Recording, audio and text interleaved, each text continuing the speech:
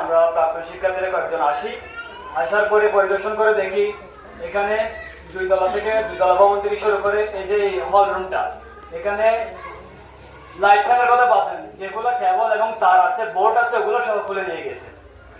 এমনকি এগুলো বারবার চুরি হচ্ছে। এই যে 5 বারের অধিক চুরি হওয়ার পরেও প্রশাসনিকভাবে স্কুল কর্তৃপক্ষ যতটুকু করা দরকার, থানায় গিয়ে অভিযোগ পত্র করেছে 4 বারের অধিক। এগুলোর অভিযোগ পত্রের কপিগুলো এখানে আছে। এরপরেও প্রশাসন কেন নীরব ছিল, এটার আমি জবাব চাই যে প্রশাসন কেন নীরব, অভিযোগ করার পরে কেন এলাকার মধ্যে তদন্ত আসে নাই।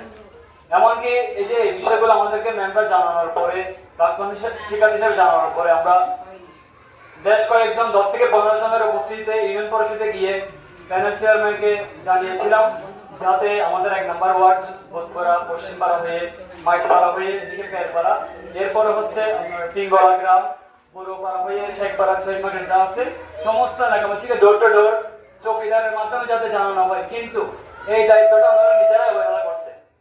ওনারা নিজেরা দায়িত্ব নেওয়ার পরে রোববার 2টা বাজে আমি স্কুলের ক্লাস শেষ করে তারপর শিক্ষার্থীরা এবং আমরা বেশ কয়েকজন 10 থেকে 15 জনের উপস্থিতিতে সবাই বোর্ডে গিয়ে ওনাদেরকে এখানে আসলে বাকি আছে শুধুমাত্র দেওয়ালটা ভেঙে নিয়ে যাওয়ার, সবকিছু নিয়ে গেছে। লো বেঞ্চ থেকে শুরু করে লাইট 14-15টা লাইট, 14-15টা আপনার ফাঁকা, এরপরে ল্যাপটপ, প্রিন্টার, অ্যাম্পলিফায়ার 2টা, এরপর হচ্ছে আপনার এই যে নিরাপত্তার জন্য নিচ থেকে উপরে তুলে রাখছে গ্যাসের চুলা সিলিন্ডার, এগুলা পর্যন্ত 2 তলা দিয়ে ভেন্টিলেটর ভেঙে উঠে আমাদেরকে মেম্বার দেখিয়েছেন।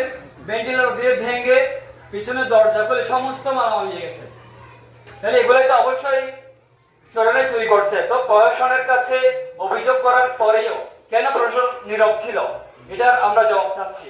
এবং আমাদের এই প্রক্রিয়ার বিপুল ভোটে জয়ী আলহাজ এনামুল হক এনাম সাহেবের প্রতি আমি দৃষ্টি আকর্ষণ করছি।